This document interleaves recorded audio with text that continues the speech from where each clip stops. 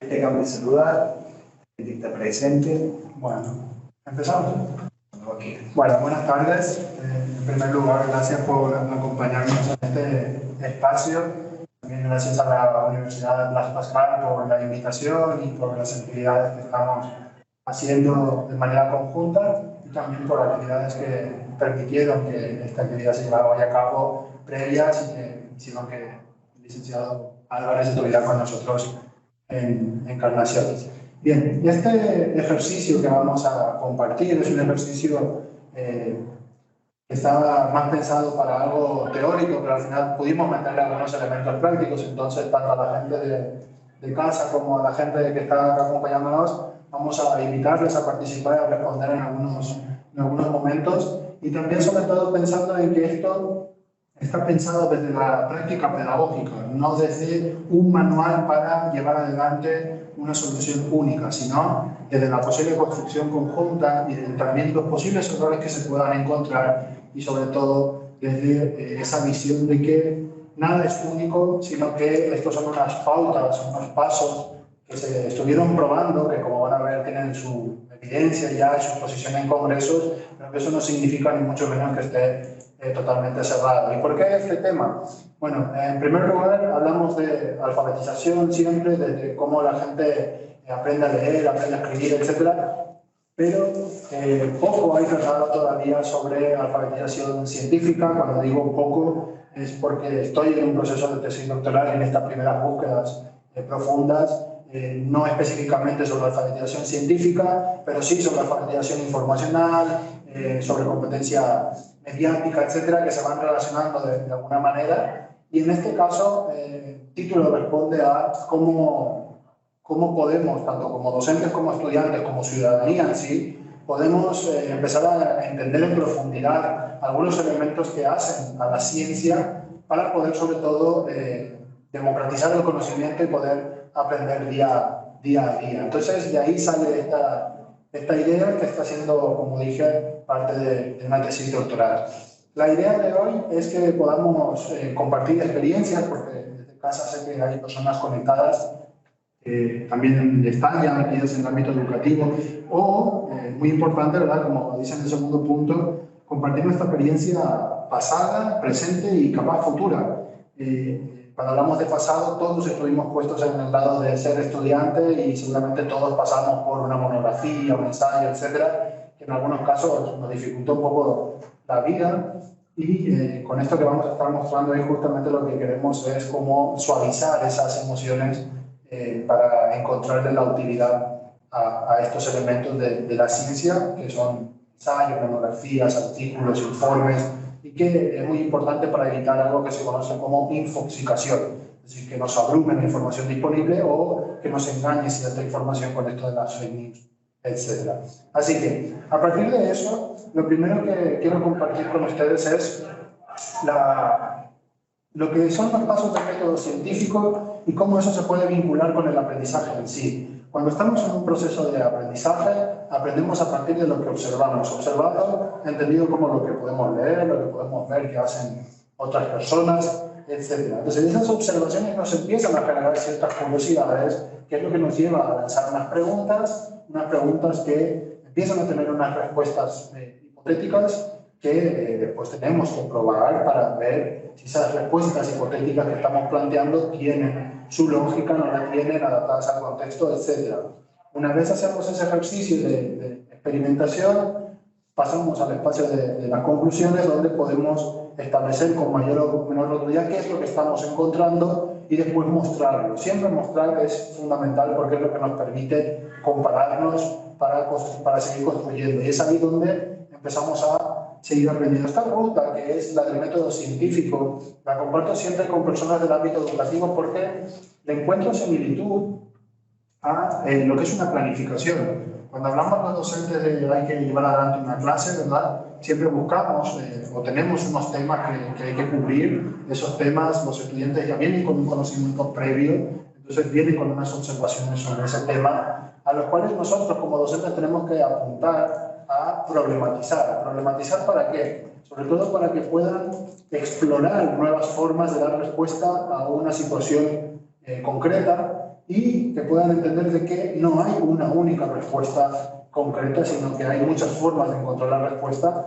y de construir las mismas respuestas. Por eso es cuando pasamos en ese caso partimos de una observación que la llevamos de lo temático a este eje problematizador, y en esta parte de conceptos teóricos, métodos y técnicas es donde empezamos a usar, junto con las actividades, a usar ese momento de experimentación de qué es lo que estamos queriendo trabajar o aprender en este caso, para después finalmente pasar a la etapa de evaluación. Esa etapa de evaluación es lo que nos llevaría a la etapa de conclusiones, de movimientos y mostrar a la sociedad, y evidentemente cuando terminamos todo este recorrido volvemos a empezar. ¿Qué pasa si en alguna de las partes estas encontramos un error? No pasa nada, se vuelve a empezar y se sigue trabajando. Por eso también cuando hablamos de investigación pedagógica, creo que es fundamental la labor que tiene la evaluación formativa para ir detectando dónde estamos y hacia dónde podemos seguir proyectándonos. Por eso es lo que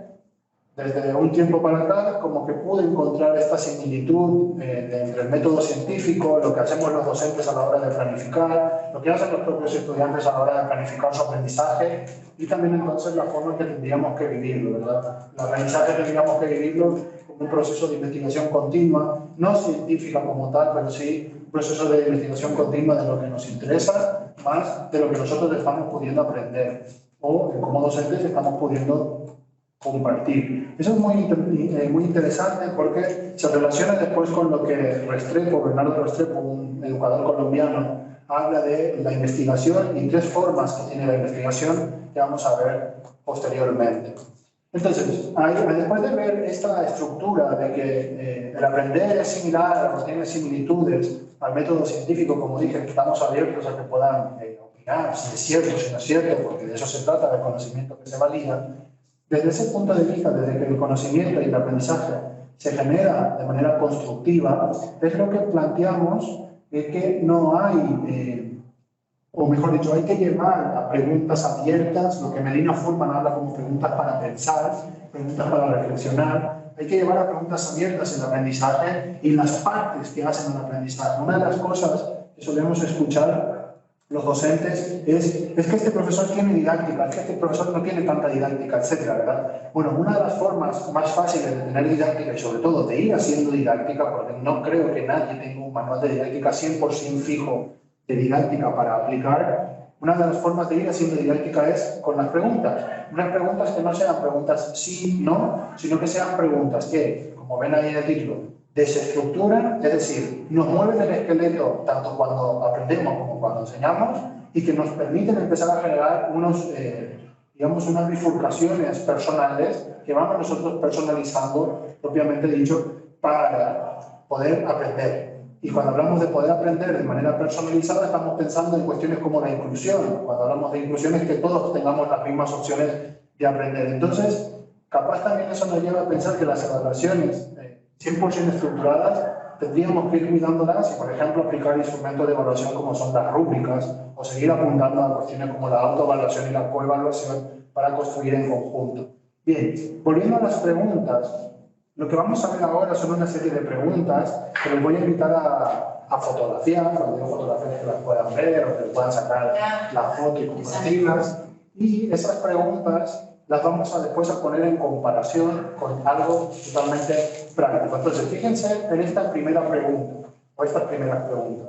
Cada primera pregunta que lanzamos es ¿por qué este tema es importante tratarlo? ¿En qué afecta positiva o negativamente a la sociedad? ¿Por qué es un tema a tratar ahora? ¿Cómo se viene tratando hasta ahora?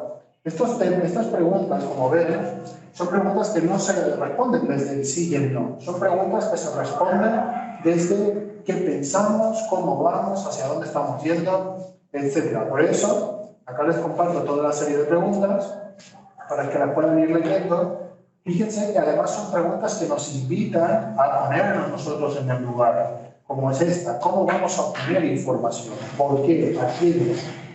¿Cómo se obtuvo la información? ¿Cómo? ¿A quiénes? Bien, esta serie de preguntas, estas 8 preguntas que están viendo acá, les invito a que puedan ir quedándose con alguna de ellas, ¿sí? Para que podamos enseguida poner en comparación con un producto ya finalizado e ir detectando estas preguntas, estas posibles respuestas en un producto ya finalizado. Ese producto finalizado es el siguiente. Si escriben, las personas que están en casa, si escriben estos apellidos, Medeles y Canese, con el año 2021, seguramente les va a llevar a una revista en particular. Esa revista es la Saeta Universitaria, que es la revista de la Universidad de la cual vengo, la Universidad Autónoma de Encarnación. Y este texto es el que vamos a usar ahora brevemente para poner en comparación las preguntas siguientes y buscar sus respuestas en el texto. Por lo tanto, les invito a entrar a este texto, que es un artículo, acá lo tenemos, y este texto les invito a que podamos, por ejemplo, empezar a leer el resumen y responder a alguna de las siguientes preguntas. Por ejemplo, fíjense la primera pregunta: ¿por qué este tema es importante tratarlo? Si vamos al resumen, ¿sí? Fíjense que acá nos dice, en esta parte, este estudio, el propósito de este estudio es visualizar la accesibilidad a las TIC al momento de iniciar la interrupción de actividades escolares de padres, docentes y estudiantes. Entonces, la pregunta: ¿por qué este tema es importante tratarlo? Y este tema era importante tratarlo cuando se trató, cuando se publicó, porque nos iba a mostrar cómo estaban la gente, cómo estaban los chicos, los estudiantes, accediendo a la tecnología para continuar con las clases. ¿A razón de qué? A razón, como ven, de la pandemia. Busquemos otra pregunta, por ejemplo. Dice, ¿qué es lo que queremos mostrar sobre el tema? Y fíjense que ¿qué es lo que queremos mostrar? Queremos visualizar, ¿sí?, qué pasó, o queremos describir las características de las personas que estaban accediendo a las TIC para continuar con la educación. Fíjense que nos dice también, por ejemplo, cómo se va a obtener la información, por qué, a quiénes, de dónde. Si vamos a las respuestas, a buscar las respuestas, acá nos dice 505 padres, niños jóvenes escolares de los niveles iniciales, 1030 docentes, 856 estudiantes. Fíjense que estamos dando respuesta nada más y nada menos que a un artículo científico, pero nos estamos focalizando en decir, acá tenemos la introducción, acá tenemos los objetivos, acá tenemos la metodología.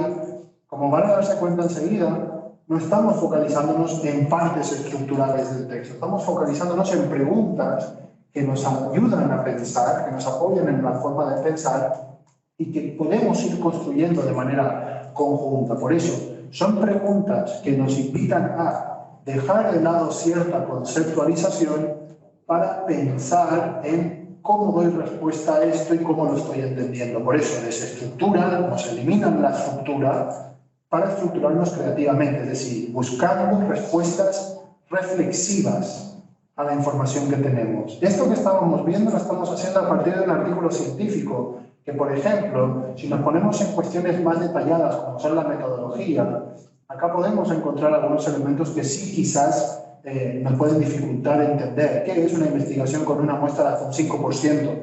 Capaz esas cosas son técnicas que no nos repercuten a la hora de entender qué es lo que estamos leyendo. Porque si decimos, ¿por qué tratamos este tema? Vamos a responder, porque el COVID, porque las TIC, cómo lo tratamos, a quiénes le sacamos la información. O, fíjense, si queremos buscar qué es lo que nos encontramos. Por ejemplo, nos encontramos de que el WhatsApp se estaba usando para X fines y de que eso podría ser un indicador. Fíjense, el WhatsApp se estaba usando para dar continuidad a la educación. Entonces, si pensamos ahora como docentes, ¿qué solución doy a que mis estudiantes se estén conectando o no? Pues quizás el WhatsApp todavía sigue siendo. Entonces, fíjense que de no saber directamente sobre el tema, estamos encontrando hasta una solución que podemos aplicar en nuestra vida, en el día a día como profesionales y como estudiantes. Y como les decía, son preguntas abiertas que nos ayudan a desestructurar para después poder estructurar creativamente. Acá tienen, y para compararles, les voy a volver unas diapositivas atrás, acá tienen lo que sería la estructura de un artículo científico o de cualquier tipo de investigación. Si hay personas que están en un proceso de tesis, esto es lo que les van a pedir en el proceso de tesis, y fíjense que no nos preguntamos por qué parte estructural va ahora. Lo que nos estábamos preguntando acá es qué preguntas hay que responder y cómo las puedo responder. ¿Cómo las puedo responder? Por medio de la lectura, buscando los elementos que me puedan ayudar a responder. ¿Y qué preguntas? Esta serie de preguntas nos invita a encontrar lo que sería la parte introductoria de una investigación, el marco teórico de una investigación, las preguntas, etc. No importa lo que está en rojo, importa la pregunta. Les invito a que puedan probar de ahora en adelante hacerse estas preguntas u otras que les puedan emerger para, a partir de ahí, ir encontrando las estructuras de los textos y sobre todo ir encontrando el propósito del texto, qué nos está queriendo mostrar, de qué manera estamos encontrando, etc. Bien, más preguntas que desestructuran buscando hacer esto de una manera más amigable. Cuando digo más amigable estoy pensando en clases como suelen ser las clases de metodología. Fíjense que algo que nos suelen pedir siempre son objetivos y preguntas de investigación. Bien, ante esto, acá como pueden observar, podríamos pararnos a pensar en los elementos específicos que tiene un objetivo, pero no vamos a pararnos en eso y tampoco en las preguntas que comparten los elementos de los objetivos, salvo el infinitivo. No nos preocupemos por eso, eso les pongo nada más, les comparto para que puedan ver cuál es la realidad a partir de cualquier libro de metodología. Nos van a decir que estos elementos son los que tienen que estar. Sin embargo, yo les invito a hacer este ejercicio. Este ejercicio, fíjense que vamos marcando las partes, pero no nos importa explicar qué parte es. Lo que nos importa es encontrar qué parte es. Entonces, fíjense, en el caso número 1, por ejemplo, casi todos los objetivos de investigación, digo casi todos porque algunos pueden ir de forma sustantivada, casi siempre los objetivos de investigación suelen aparecer en infinitivo. Y además, esos infinitivos tienen una connotación. Por ejemplo, si queremos hacer algo chico, generalmente vamos a usar identificar, describir o determinar. Si queremos hacer algo grande, algo muy importante y muy difícilmente metodológico, vamos a usar infinitivos como analizar. Entonces, fíjense que ahí estamos encontrando que de partida tenemos todo objetivo de investigación que va con infinitivos. Didácticamente también solemos trabajar con ese tipo de objetivos, ¿sí? Queremos identificar, queremos comparar, queremos describir, queremos compartir, ¿cierto? Ahora nos vamos al segundo elemento. Fíjense, no importa el nombre del elemento, lo que importa es lo que está en color, que dice, ¿qué es lo que se va a sobre el infinitivo? Y si nos vamos al cuadro este que tenemos acá a la derecha, fíjense, vamos a responder qué es lo que vamos a sobre el infinitivo. Sobre el infinitivo, vamos a identificar que las percepciones sobre el aprendizaje de la investigación. Ahí, con esa pregunta que podríamos decir, todo objetivo tiene un objeto de estudio, en lugar de preocuparnos por entender el objeto de estudio es tal cosa, vamos a buscar eso en forma de pregunta. ¿Qué es lo que vamos a identificar? Las percepciones sobre el aprendizaje de la investigación. Siguiente pregunta, no importa la unidad de estudio que significa, lo que importa es de quién es lo que vamos a identificar las percepciones sobre el aprendizaje de la investigación. Y ahí, como pueden observar, dice, la vamos a identificar en estudiantes de la especialización en didáctica universitaria. Vamos al punto 4. El punto 4 y el 5, como ven, tienen un asterisco, y ese asterisco se da porque son elementos que no siempre tienen que aparecer. Por ejemplo, cuando se habla de la división entre objetivos general y específicos, no siempre tenemos que repetir la misma estructura, tal cosa, tal cosa, tal cosa, sino que a veces esos elementos están o no están, o incluso a veces están, fíjense, es interesante, a veces están compartidos, a veces el contexto es lo mismo que la temporalidad, o a veces el objeto de estudio y la unidad de estudio ya llevan consigo el contexto y la temporalidad. Entonces, los elementos del 1 al 3, digamos que son fundamentales, esos siempre van a estar. El 4 y el 5 son muy móviles, son más móviles. Vamos al punto 4. ¿De dónde es lo que se va a sobre el infinitivo? Y ahí fíjense que vamos a hacer unas preguntas. ¿De dónde es lo que vamos a identificar las percepciones sobre el aprendizaje de la investigación de los estudiantes de didáctica? ¿De dónde? De la Universidad Autónoma de Encarnación. La siguiente pregunta, ¿de cuándo? Son de la cohorte 2022-2023. En definitiva, lo que estamos haciendo es, cada uno de los elementos que vamos hacia adelante va en realidad preguntando hacia atrás. Repito, vamos a identificar. ¿Qué vamos a identificar? Vamos a identificar las percepciones sobre el aprendizaje de la investigación. ¿De quién es lo que vamos a identificar las percepciones sobre el aprendizaje de la investigación? Es de estudiantes de una especialización en didáctica universitaria. ¿De dónde son los estudiantes a los cuales les vamos a identificar la percepción? en el aprendizaje de la investigación. Son de la Universidad Autónoma de Encarnación. ¿De cuándo? Los estudiantes a los cuales les vamos a identificar las percepciones sobre la especialización en didáctica de la UNAE en el año 2022-2023 o la cual de 2022-2023.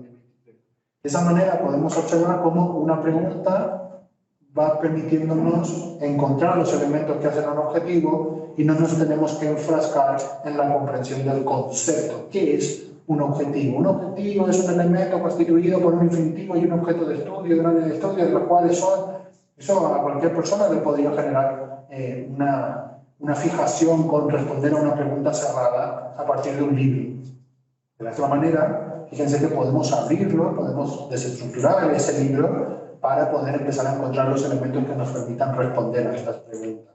Y en ese caso también vamos a lo que es una pregunta de investigación, que para personas que están iniciando, sobre todo, la recomendación es intenten usar lo que en inglés se dice como las preguntas W o las preguntas del periodista. Esas preguntas del periodista son preguntas qué, cómo, dónde, por qué. Les invito a empezar desde ese punto de vista, porque si por ejemplo vamos a poner, ¿son las percepciones sobre el aprendizaje de la investigación positiva? Esa pregunta nos va a llevar generalmente a análisis estadísticos avanzados, algo que en cierta medida es difícil. Entonces, para evitar ese tipo de preguntas, que además las preguntas de investigación sí no suelen ser preguntas de investigación bien hechas, les invito a que puedan pensar el elemento de la pregunta como ¿cuál? Por ejemplo, en este caso, ¿cuáles? Esa es la pregunta del periodista y ahora vamos con los elementos. Objeto de estudio.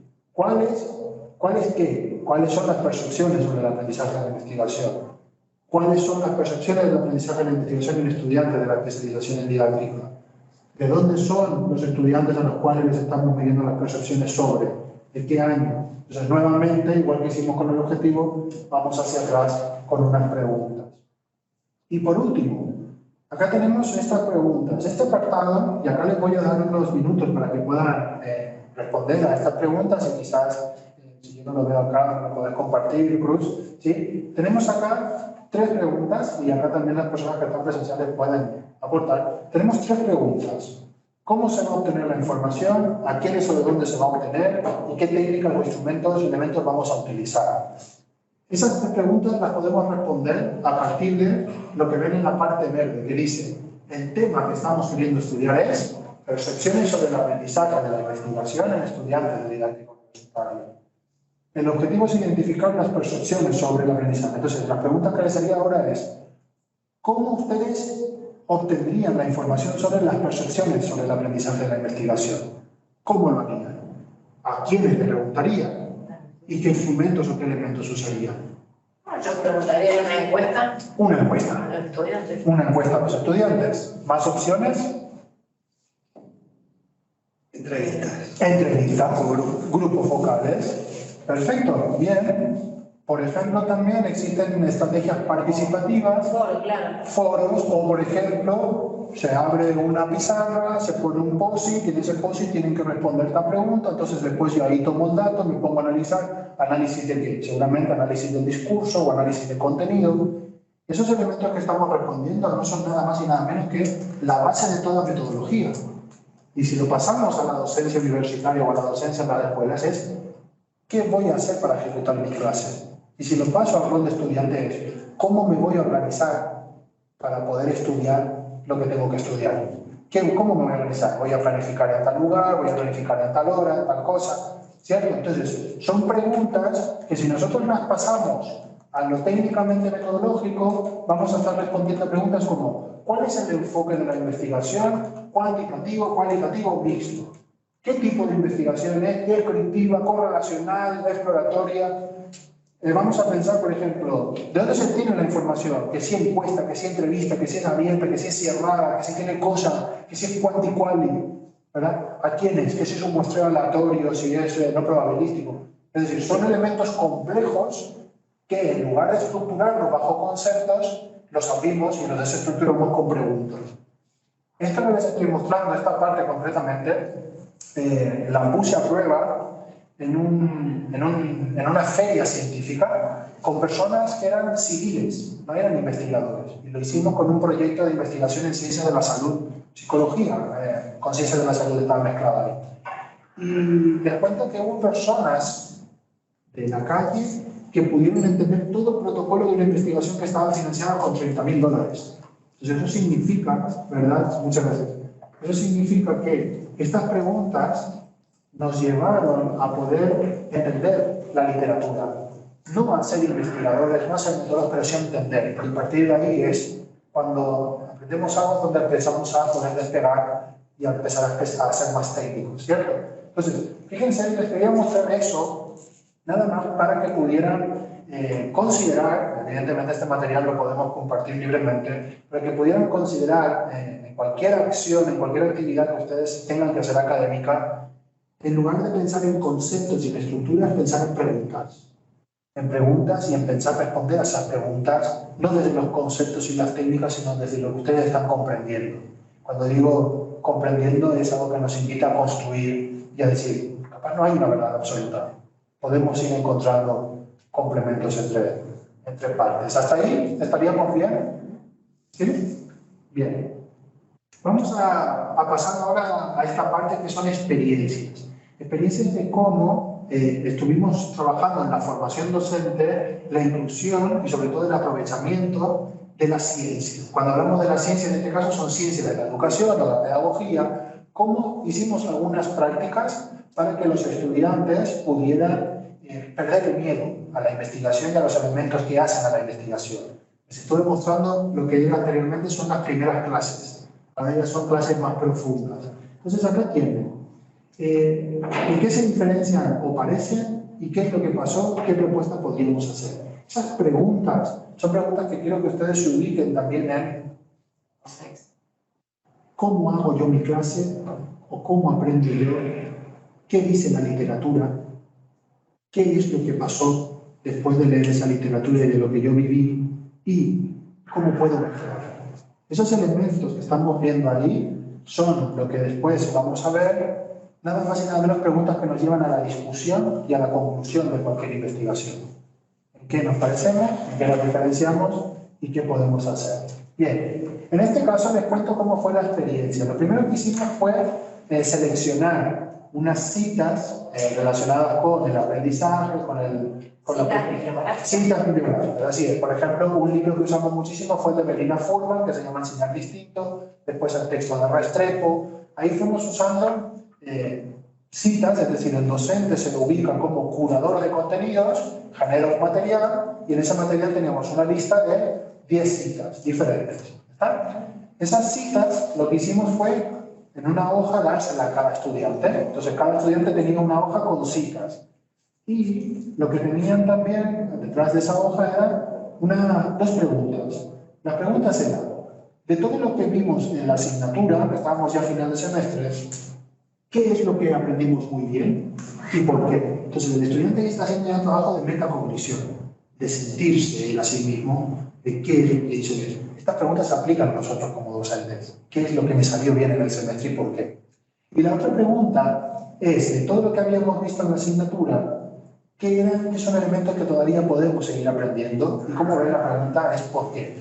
Son preguntas que no son preguntas cerradas, son preguntas abiertas, que cualquiera puede responder desde lo que vive como experiencia.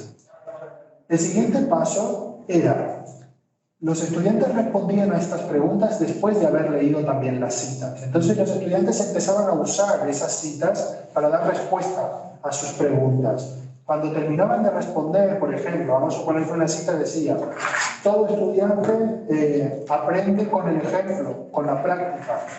Y el estudiante explicaba, una de las cosas que aprendí es a que tengo que usar ejemplos para poder retener bien los conceptos. Estudiando una técnica de estudio, pero al mismo tiempo está pensando ya, como futuro docente voy a aplicar los ejemplos para que los estudiantes puedan entender bien lo que quieren, lo que tenemos que compartir. Entonces, cuando terminamos de escribir esas respuestas a esas dos preguntas, acá las tienen, qué es lo que habíamos aprendido muy bien y por qué, y qué nos faltaba para aprender, cuando hicimos eso, pusimos esas hojas, esas respuestas en una caja, de manera anónima. Y posteriormente, cada estudiante iba a la caja y sacaba una respuesta, que no era la suya, obviamente. Entonces empezaban a leer, el profe Rubén escribió tal respuesta, porque era anónima, entonces no sabíamos quién, pero el profe Rubén escribió una cosa, el profe Cruz otra. y se ubicaban para detectar que lo que yo estoy diciendo es lo que está diciendo también otro compañero. ¿Qué estamos haciendo ahí? Comparando elementos en donde nos encontramos con otras personas y en donde también estamos de manera diferente. Eso nos lleva nada más y nada menos que al apartado de discusión. ¿Qué piensa usted y qué pienso yo? ¿Y cuál de los dos tiene la respuesta certera? Ninguno de los dos, cada uno desde su experiencia. Entonces eso nos permite incluso trabajar profundamente en cuestiones de valores, de respeto, de trabajo en equipo, de aprendizaje conjunto. Después de esa parte práctica, que fue la primera, que era más llevada a la discusión, fuimos a la siguiente. En otra hoja, o en otra parte de la hoja, respondíamos a estas preguntas. ¿Cómo resumiríamos la asignatura? Y eso nos pone en esfera de, si hay personas que estaban resumiendo, que tenían cierta expectativa negativa hacia la asignatura, y detectan que otra persona puso también algo negativo, esa persona se anima, se empodera porque dice, bueno, ¿qué? Se puede opinar negativo. Hay alguien ya que opina negativo. Entonces, nos ayuda eso a definir bien que si lo que queremos aportar es positivo o negativo, sin problema, y lo hacemos con total libertad. Después, fíjense también, la siguiente pregunta es, ¿qué aspectos deberían mejorarse de la asignatura? Entonces, ahí el estudiante se ubica ya como docente también. Bueno, si este profesor hizo esto mal, ¿y cómo lo voy a poder hacer mejor? ¿Cierto? Y todo eso lo estábamos haciendo a partir de citas que ya existían y de ir comparando voces dentro de un grupo. El grupo tenía 80 estudiantes, entonces también era muy rico por eso, por la variedad que tenía de niveles. Otro aspecto, y eso ya nos interpela, tanto como docentes como estudiantes, ¿qué es lo que puedo yo mejorar como estudiante? Porque fíjense, ha pasado algo muy rico que había estudiantes que decían, la asignatura ya aprendí por medio del ejemplo, por medio de la práctica, ¿qué mejoraría? De la asignatura no mejoraría nada, mejoraría de cuando yo me enganché a la asignatura, me enganché tarde, no venía, o no confiaba, o no sentía, o me junté con un grupo que capaz no debía, o no le dediqué horas, ¿verdad? Entonces ahí también lo que estamos encontrando al final para las personas que trabajemos en la acreditación de carrera, estamos haciendo una autoevaluación de carrera. Esto es una autoevaluación de carrera, a partir de una práctica netamente didáctica, ¿verdad? Y finalmente, como ven también, cómo se puede mejorar, buscar soluciones. Generalmente los instrumentos de evaluación, como los mismos exámenes, nos llevan a una respuesta, si es verdadera o falsa, si es correcta o incorrecta, pero no hacia dónde podríamos proyectar. Y en esta proyección, en estas preguntas, lo que estamos buscando despertar es la reflexividad, la capacidad crítica y también la capacidad metacognitiva. Cuando respondían a estas preguntas, buscando el juego, les cuento que estábamos a final de semestre, cuando respondíamos a estas preguntas, en el caso anterior las pusimos en una caja y cada uno se levantaba y iba juntando. En este caso lo que hicimos fue apagar las luces, todo el mundo se puso de pie, todos a oscuras, y iban intercambiando papeles. Entonces, yo no sé quién sos, te doy el papel, te doy este papel, y después prendíamos las luces y otra vez volvíamos a la plenaria. Y acá, en esta plenaria, fíjense que en el caso anterior no lo dije, pero en este caso sí les muestro. En esas plenarias lo que buscábamos es algo muy difícil de conseguir, que es comprensión lectora. Cuando hablamos de comprensión lectora, o por ejemplo, si pensamos en investigación, siempre decimos, hay plagio, para evitar el plagio hay que parafrasear. Hay que decirle al estudiante que es parafrasear.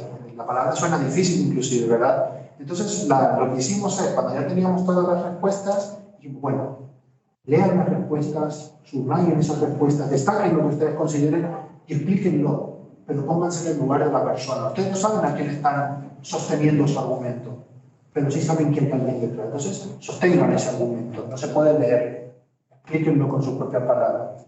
Por ejemplo, bueno, después de lo que leí, acá hay una persona que dice que la materia fue muy difícil, que fue muy agotadora, pero que al mismo tiempo fue rica porque se dio cuenta de que aprender lleva tiempo. Entonces, no es la respuesta tal cual estaba escrita, sino es una interpretación de la respuesta. Todos estos pasos, si los quieren leer con más detalle, igual que los resultados, van a estar disponibles en un libro de la editorial Octaed o de un congreso. Seguramente va a estar libre, o si no va a estar libre en alguna parte va a estar bien el artículo, porque los autores lo vamos a compartir. Y todo eso nos está llevando nada más y nada menos a una parte que es súper compleja, como son las discusiones y las conclusiones de toda investigación. Esas preguntas no nos están llevando a bueno, la discusión es donde un autor compara con otro autor, qué es lo que dijo, y si están convergentes, son divergentes. Si no, lo hicimos desde preguntas. ¿En qué nos parecemos y en qué nos diferenciamos los estudiantes de clase? ¿Qué estamos encontrando de común y qué no? Y por último, ¿qué es lo que dice la literatura? Recuerden que estábamos usando una lista de citas. Las listas de citas dicen que para aprender sobre una materia hay que dedicarle tiempo, y aparece una cita, por ejemplo, de Álvarez. Álvarez indica que uno de los elementos claves para poder aprender es usar el tiempo, usar bien el tiempo.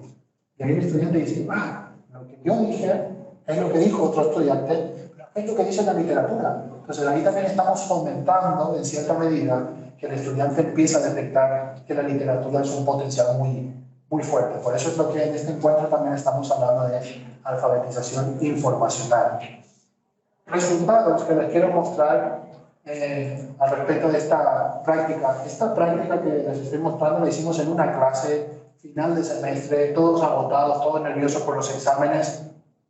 Estos son resultados de la práctica y de la materia en sí. Porque como ven, por ejemplo, uno de los elementos que destacaron positivamente es la necesidad de participar, y digo positivamente porque en Paraguay los chicos todavía son de una actitud muy contemplativo, es decir, escucho al docente, tengo miedo de más de errar. En este caso, ellos empezaron a detectar como el error en una potencialidad para aprender. Además, también, como vieron, se generó ese, llegué tarde a la materia, entonces me voy a poner las pilas en el próximo semestre. ¿Tá? Y el último, que es el deseo por aprender, es porque los estudiantes en esta experiencia tenían como examen final un texto libre.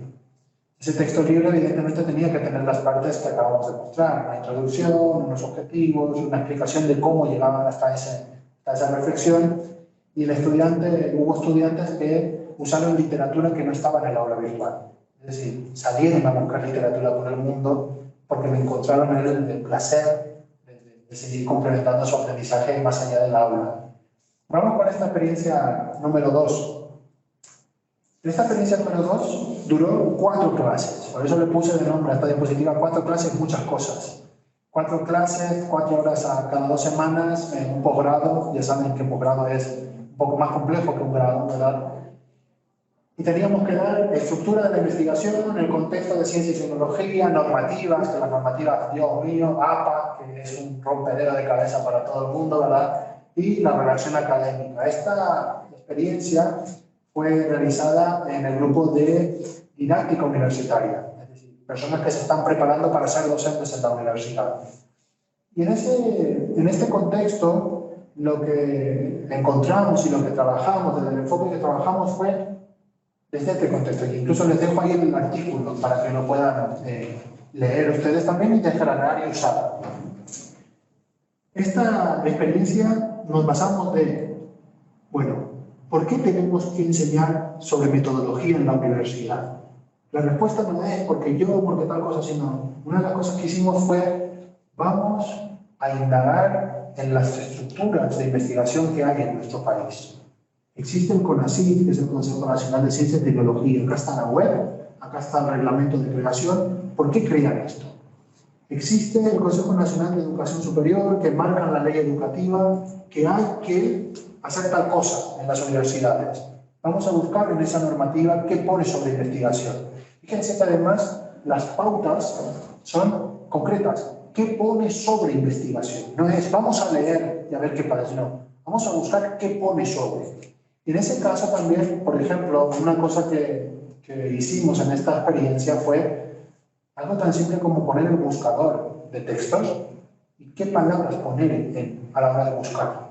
Eso, por ejemplo, es algo que en teoría se llega con esa competencia en la universidad, pero nos detectamos que no es tan así, ¿verdad? Entonces, les enseñamos a cómo, a partir de palabras sueltas, unirlas y empezar a hacer búsquedas, como se dice, búsquedas booleanas, para empezar a encontrar información. ¿Ya cuánto? Booleanas.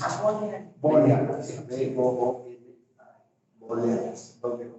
Y en esas búsquedas, en esos elementos, es donde los chicos, los estudiantes, empiezan a practicar elementos de la investigación. No se puede ser investigador perfecto en todas las áreas, creo. Entonces hay personas que se especializan en la búsqueda de información, hay personas que se especializan en la redacción, hay personas que se especializan en los instrumentos, ¿verdad? Hay personas que comparten las otras áreas, pero no todo, ¿cierto? Yo, por ejemplo, siempre digo, yo en el análisis estadístico me muero, ¿verdad? Pero me gusta buscar, me gusta escribir, me gusta sistematizar la información. Entonces, esta experiencia, con todos esos pasos que están viendo a mano izquierda, pasó o se explicaron con todos esos pasos todos los elementos que están en la mano derecha. Y ahí es donde les muestro, o les invito a que puedan acceder a este texto que está publicado también en otro congreso. Este sí es totalmente gratuito el acceso, ahí tienen el enlace, porque lo que hicimos con esta experiencia, por ejemplo, ¿cómo le enseño yo APA a un estudiante de posgrado o a un estudiante de grado sin que tenga miedo? Está pasando X cosa, o por ejemplo, las universidades paraguayas, en el artículo 6 indica que las universidades paraguayas tienen que enseñar con la ciencia. No se puede enseñar una disciplina, sea cual sea, sin material científico. La pregunta que le hacía al estudiante es, ¿quién dice eso? ¿Y en qué año? ¿Quién dice? Dame el apellido, dame el nombre de la normativa. ¿En qué año? Profe, eso lo dice la ley de Educación Superior 1274 del año 2013. Bueno, escribí tus ideas. ¿Por qué hay que investigar en las universidades? Porque se tiene que investigar en las universidades, ya que lo pone en el artículo 6. ¿Quién dice? Abrir un paréntesis, poner ley, año, cerrar paréntesis. Ahí tenés APA. Y también estás usando un elemento de escritura científica, no es yo pienso que se tiene que usar la ciencia en las universidades porque... No. Se tiene que investigar en las universidades porque lo dice tal ley. Entonces vamos a ir incluyendo otro elemento que hay que trabajar en las universidades, que es la escritura académica. No se escribe desde el guionismo. Un artículo desde el guionismo es dificilísimo que lo puedan publicar. Sea cuanti o sea cual. Esas discusiones son dependiendo de las revistas. Entonces el estudiante empieza, entonces un texto, si hago una monografía, ¿dónde pongo mi opinión? Tengo que decir, yo pienso que, pero claro, si es mi opinión, yo no puedo poner mi opinión. ¿Cómo pongo la opinión? Si según la literatura que uses. Si usas esta literatura con estos conceptos de esta manera, le vas a estar seguramente mostrando que estás a favor. Por ejemplo, vamos a suponer, según la Ley General de Educación, según la Ley de Educación Superior de Paraguay, las universidades tienen que difundir la ciencia en las salas de clase. Ese argumento yo estaba opinando vos. ¿Qué está opinando? Que hay que cumplir esa ley. Estás a favor de ese argumento. A pesar de que la ley incluye la ciencia en las salas, a pesar, ese conector textual que le está diciendo, no está pasando. Entonces tu opinión está ahí detrás, no está pasando. Aunque lo pone, parece ser que no está pasando, ¿cierto? Entonces esos análisis los hacemos desde, vuelvo atrás, desde el leer investigaciones sobre áreas para desglosar estos elementos. ¿Las investigaciones sobre qué? Sobre las estructuras, sobre las normativas, sobre cómo buscar información, etc. Entonces al final lo que detectamos en este ejercicio era que los estudiantes empezaban a responder, bueno, ¿cómo me enseñaron a mí metodología de la investigación y cómo puedo yo enseñarla? No desde el área metodología de la investigación, sino investigación de mercado. ¿Qué puedo yo empezar a usar de técnicas investigativas para poder estudiar, hacer investigación de mercado, por ejemplo? Esas son reflexiones que sacaron los propios estudiantes después de pasar la experiencia y decir, bueno, entonces investigar no es tan complicado. Capaz la investigación científica sí, pero la investigación pedagógica no. Y ahora vamos a llegar a ese punto.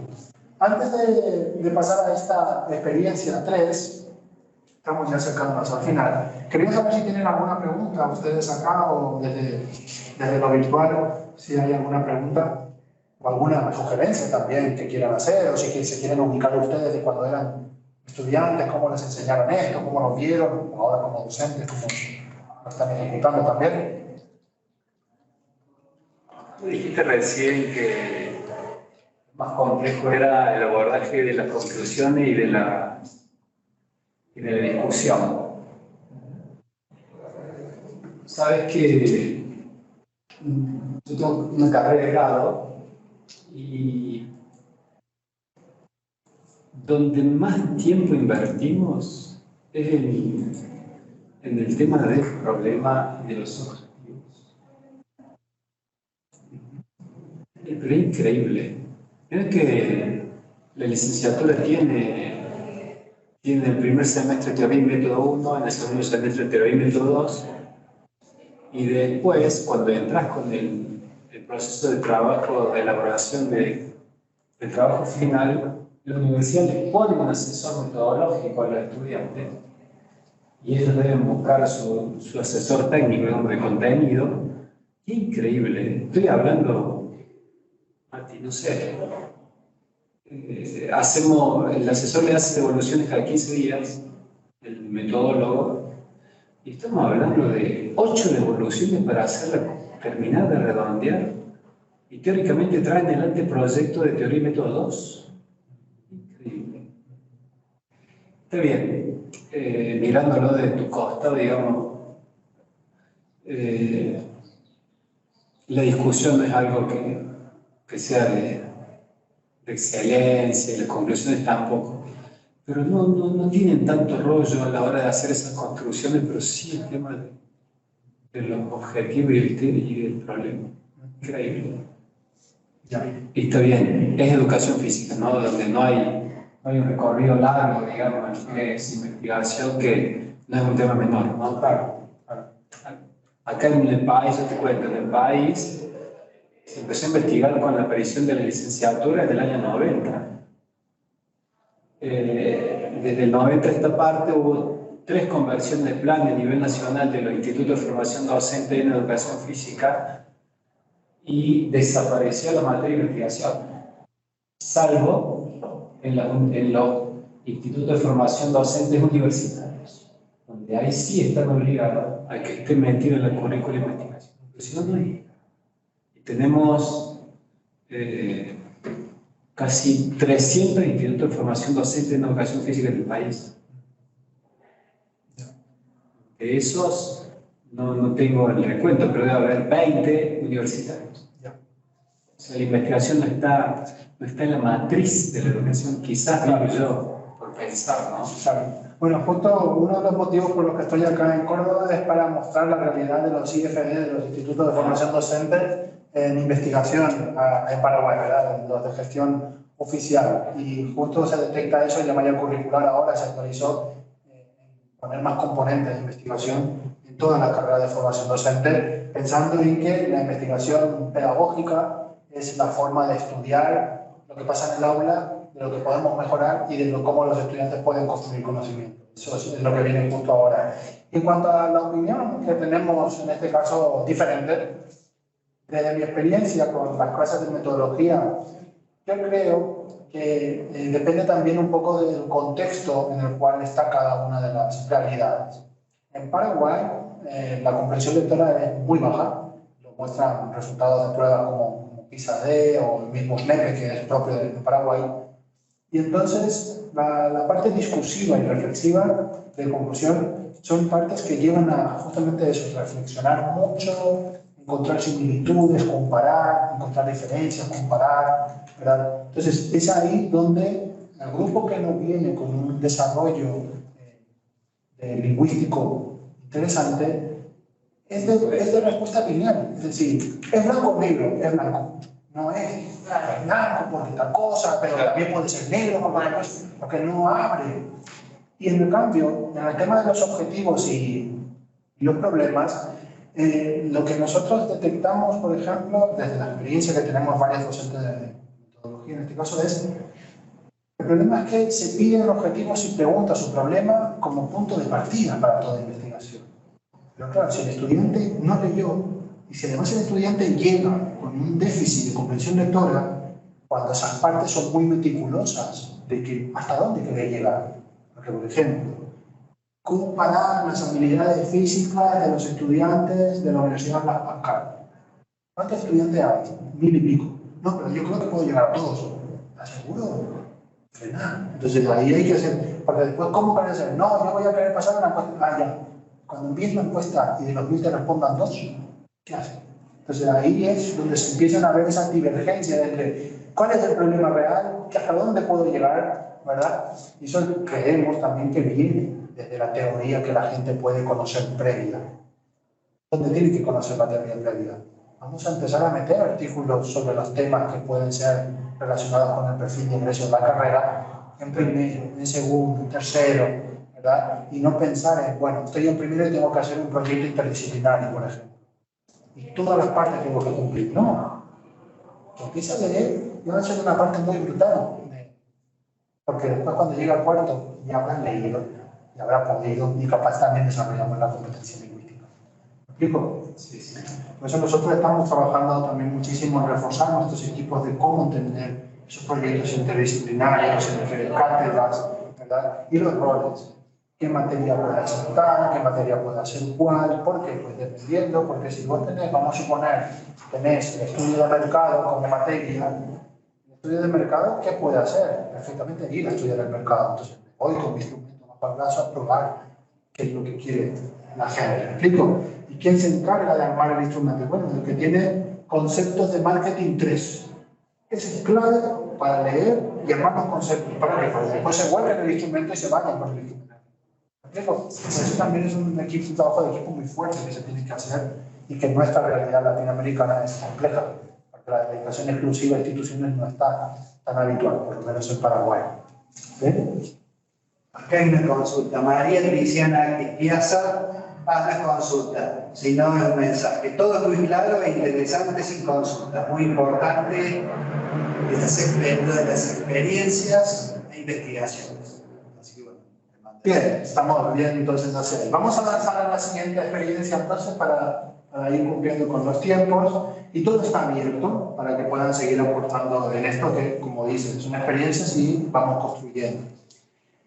Bien, esto es algo de reciente creación y prueba, ¿sí? Es de reciente creación y prueba porque yo también soy de los docentes que dicen hay que parafrasear, hay que parafrasear, hay que parafrasear. Entonces, eso el estudiante lo escucha y ya se asusta. Y después si le decimos, tiene APA, se asusta más. Entonces, nosotros lo que estamos aplicando es esto. Lo que dice una autoría, o mejor dicho, a mí me equivoqué, disculpen, ¿qué dice una autoría con mis propias palabras? Entonces, ¿qué es lo que dijo alguien que yo leí, pero yo lo voy a explicar con mis palabras? Es decir, ¿qué entendí de eso? ¿Ah? Entonces, ahí el estudiante también ya pierde y se da cuenta, después lo voy a mostrar, se da cuenta de las debilidades de vocabulario técnico que solemos tener y que suelen llegar a los cursos avanzados. Entonces, ¿qué dice alguien? Entonces, ya no es que yo opino, sino es alguien que lo demostró científicamente o académicamente, está con cierto valor. ¿Qué dice alguien? Le falta acá la pregunta ¿en qué año? Que la compartimos antes, y con mis propias palabras. Entonces, esto surge a partir de lo siguiente, les cuento brevemente, es algo personal, pero también creo que nos invita a creer en lo que hacemos y lo que podemos hacer bien. Esto yo lo puse a prueba después de haber enviado mi avance de tesis doctoral a la Universidad de Huelva y pasar por el antiplagio. Y en 30 y pico páginas de plagio me salta un 4%. Si dividimos ese 4% por 30 páginas, está saliendo 0,18% por página. ¿Pero cómo se analiza? Con un software. Con un software que se llama Turnitin, ¿sí? Que es uno de los más conocidos. Lo máximo que nos permiten de plagio es un 10%. Y a mí me salta el 4%, es decir, muy poquito, 0,18 por página es nada. Entonces digo, bueno, ¿cómo yo hago esto? Lo primero que hago es leer un texto completo. ¿Verdad? Cuando uno ya tiene más habilidades, ya encuentra puntos en particular que leer. Resolver dudas lingüísticas, de términos, porque también estoy leyendo en inglés, entonces se dificulta. Cuando termino de leer el texto es, bueno, ¿qué es lo que este texto me está queriendo mostrar? ¿Qué me quiere mostrar el texto? Ahí es donde paso después a subrayar la siguiente. Entonces, la primera lectura es ¿qué me empapo? ¿Qué objetivo? Y ahí voy, ¿qué me quiere mostrar el texto? Y ahí voy a subrayar. Cuando termino de subrayar, empiezo a encontrar los párrafos donde están las ideas que a mí me interesan. Entonces focalizo la lectura en ese párrafo y nuevamente vuelvo a hacer un ejercicio de subrayar. ¿Sí? Y a partir de eso, voy al punto 5, ¿qué es? ¿Qué es lo que entendí? ¿Quién lo dijo y en qué año? Entonces, ¿qué es lo que entiendo? Y empiezo a escribir. Después de haber leído tal párrafo, lo que entiendo es tal cosa.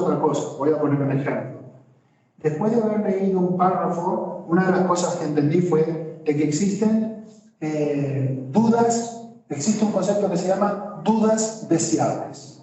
El concepto de dudas deseables lo que viene a significar, según Locke y otros, es cuando el estudiante empieza a tener dudas, le da un poco el tembleque, le da un poco el miedo, pero trabaja por resolver el problema, esas dudas deseables vienen a significar que el estudiante está aprendiendo. El estudiante tiene dudas porque se está enfrentando a algo desconocido, pero tiene las pautas para poder lograrlo. En definitiva, el concepto de dudas deseables es que el estudiante se va a casa o está haciendo un ejercicio y dice: yo esto no lo sé responder. Ahora la cosa está: ¿tengo herramientas para poder trabajar en la respuesta o no tengo herramientas? Si tengo herramientas, voy a crecer, que le comparaba antes a Cruz con la zona de desarrollo próximo, ¿verdad? Igual que está ahí, ¿tengo para crecer o no? Ese concepto yo no lo entendía. Yo lo que sabía es que en metodología todos los estudiantes se iban con dudas. Y la típica oración es: profe, si tenemos dudas, ¿dónde te podemos escribir? Entonces, ¿tenés dudas? Pensá de que estás creciendo. Ahora, animate a hacer y equivocarte, porque si te equivocas, vamos a ver dónde. O acertar y listo. Entonces, fíjense que les estoy parafraseando el concepto de dudas deseables a mi manera. Obviamente, académicamente no se sientan los créditos. ¿Quién lo dijo? Locke y otros. ¿En qué año? 2017. Después, cuando termino de parafrasear, escribo todo mi texto y tengo que hacer una lectura y una relectura. Leo y releo a ver si tiene coherencia lo que estoy queriendo escribir. Estos pasos los puse a prueba, es la cuatro veces los puse ya a prueba con estudiantes en casos reales, ¿sí? Y lo que está dando como resultado es esto, que enseguida les voy a mostrar. Antes, les voy a invitar que hagamos este ejercicio de parafraseo ahora. Entonces tenemos ahí una lectura que les invito a que puedan hacer ustedes de manera individual, y cuando terminemos de leer este texto, vamos a ir paso por paso y a ver qué podemos parafrasear. ¿Le parece? ¿Sí? Entonces, tomemos el tiempo de leer este texto.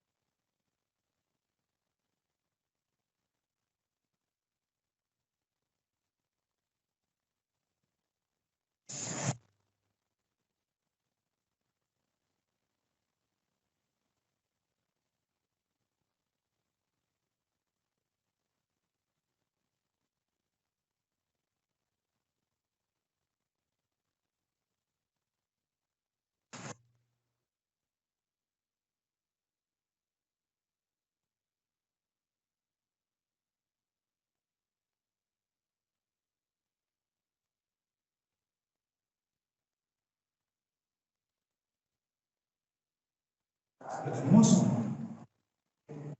¿Está leído? ¿Sí?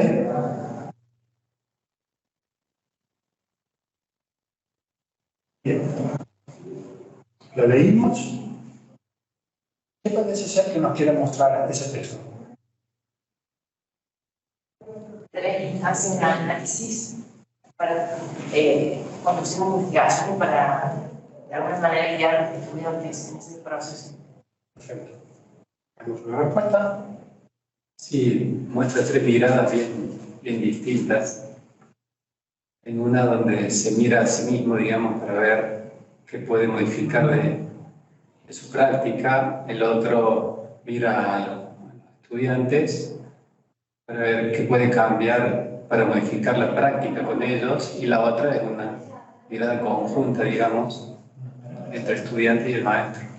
Es como una perspectiva más colaborativa. Sí. Construcción Así es. en común. Perfecto, ahí estamos buscando, en definitiva lo que estamos encontrando, podríamos decir, estamos identificando las corrientes de investigación pedagógica en un aula. Se me ocurre. ¿Está? El investigarse el docente a sí mismo, el investigar con los estudiantes y el investigar qué le pasa a los estudiantes. Acabamos de crear un concepto, un objetivo de partida. Ahora lo que les voy a invitar es, después de haber creado ese concepto, ese objetivo de partida, ¿qué ideas destacarían ustedes, o mejor dicho, qué es lo que entendieron ustedes del texto? Así como algo global. ¿Qué es lo que lograron entender del texto? La primera instancia o la primera mirada implica de alguna forma una introspección del docente respecto de su práctica.